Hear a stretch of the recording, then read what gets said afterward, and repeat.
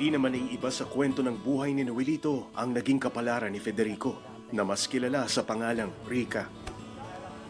Dati rin siyang residente ng Home for the Golden Gays. Taong 1949 nang lisanin ni Rica ang kanyang pamilya sa Zamboanga City. First year high school, sumulat ang nanay ko. Ang dahilan, kasi nakikita niya, bakla ako.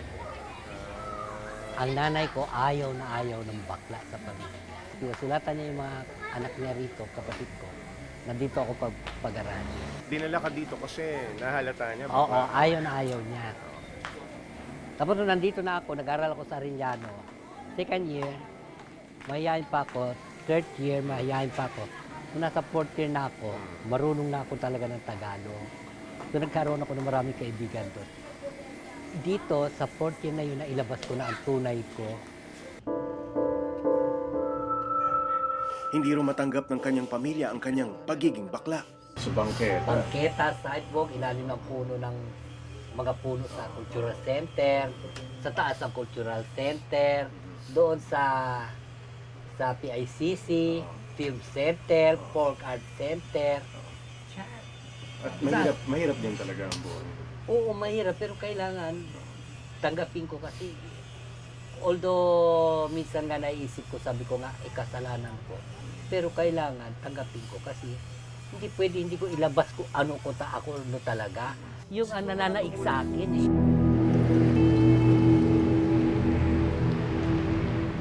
Ilang taon ding tiniis ni Rica ang magpalaboy-laboy sa kahabaan ng Ross Boulevard hanggang sa matira siya sa Home for the Golden Gays. At katulad rin ng naging kapalaran ni Noelito, nagbalik lansangan si Rica nang magsara ang pintuan ng itinuturing na tahanan sa loob ng 3 dekada. Dito siya nakita ng kapitan ng barangay pagkaraan ng 3 buwan. Hindi ito natiis ng kapitan ng barangay kaya inalok si Rica na magwalis-walis na lamang sa paligid ng barangay para magkaroon ito ng kaunting kita.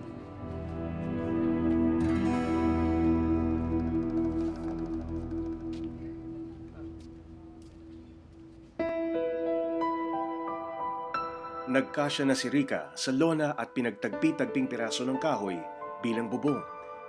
Di bali na daw kung tumutulo man ito sa tuwing umuulan dahil di hamak na mas komportable ito kaysa bangketa.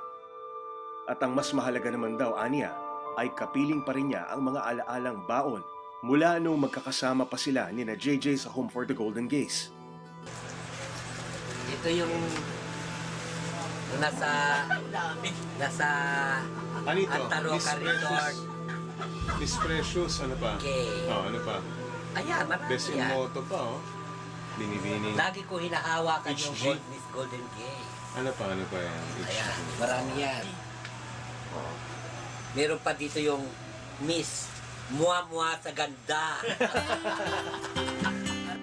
Maliban sa pangangailangang pisikal gaya ng pagkain, tirahan at damit, madalas din daw ang mga sosyala nung panahon ni JJ para naman sumaya sila gaya ng mga beauty pageant. Ikaw ba to? Of course! Itong... Yes! So, taon-taon ba ito nagaganap? Yes! Talagang pinaghahandaan Ito ito. yung tanda.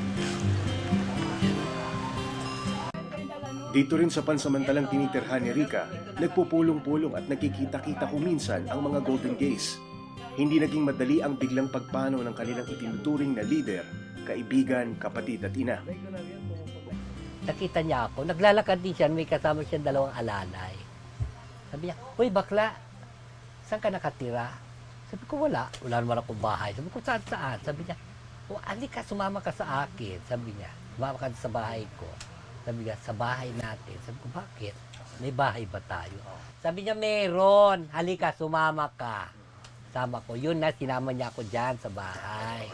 Pagdating niya sa bahay, pagpasok ko, nakita ko yung tarpaulin, Home for the Golden Gays. Tapos nakita ko mga matatanda. Daming baklang matatanda rito. Katunayan, may ihahambing raw ni Rica ang pagpanaw ni JJ sa pagkamatay ng sariling ina. Ang kaibahan nga lang daw, hindi sila nagkaayos ng kanyang ina bago ito pumanaw.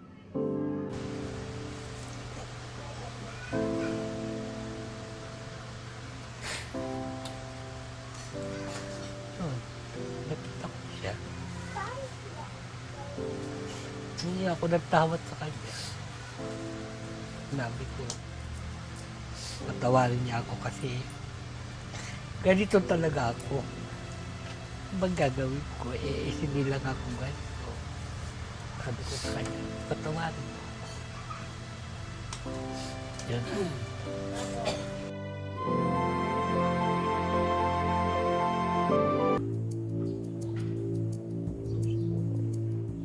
Sinusubukan po ng eyewitness team na hanapin ang mga kaanak ni Rica na mahigit 4 na dekada na niyang hindi nakikita. Pilit kaming humanap ng mga kakilala ng pamilya ni Rica sa Pasonangka, Zamboanga City gamit ang internet.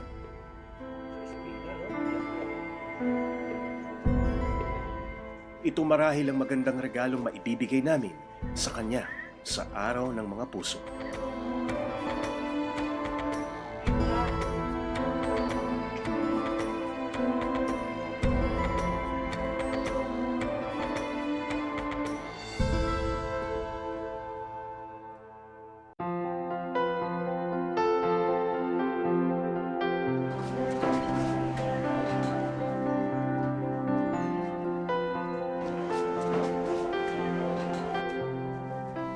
Matapos naming matunto ng ilang kaanak ni Rica. Sa kauna-unahang pagkakataon, masisilayan na niya ang mga mukha ng mga pamangkin, sina Jessica, Ruby at Jericho, mga anak ng kanyang nakababatang kapatid.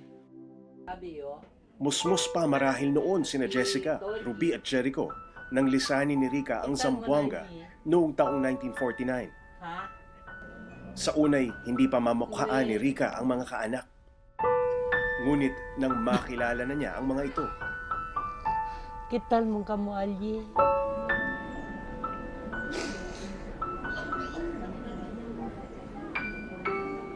Porque man. sa pagkakataong ito, tila ba nagbago ang mundo ni Rica? Medyo. Gumaan ang matagal ng kinikimkim sa dibdib. Ah, Wala kayong pagkano? Wala kayong sakit? meron yung konting hika, medyo mahina na, Talagang ganyan talaga Oo. kasi. kay matanda na. Kay tagal hinintay ni Rica ang sandaling ito. Ang makaramdam muli ng pagmamahal. Oy, happy Valentine Alji todo ha. Okay lang. Same to you, Uncle. Alalahanin nyo may uncle pa kayong buhay. Malay nyo, baka isang araw, suswertihin ako makakarating ako niyan. Ngunit sa gitna ng madamdaming kumustahan, nananatili pa rin ang pag-aalinlangan sa kanyang isipan. Gusto ko magtanong, pag ako ba pupunta dyan, tatanggapin ninyo ako. Opo, Uncle talaga namin kayo. Ba't hindi namin kayo tanggapin? Kami matanggap namin kayo. Sana, huwag kayong makalimot na meron pa kayo chewin dito. Buhay pa ako. Opo. Opo. Huwag nyo alisin sa puso ninyo na ako, buhay pa ako. We love you. Love you too. I love you.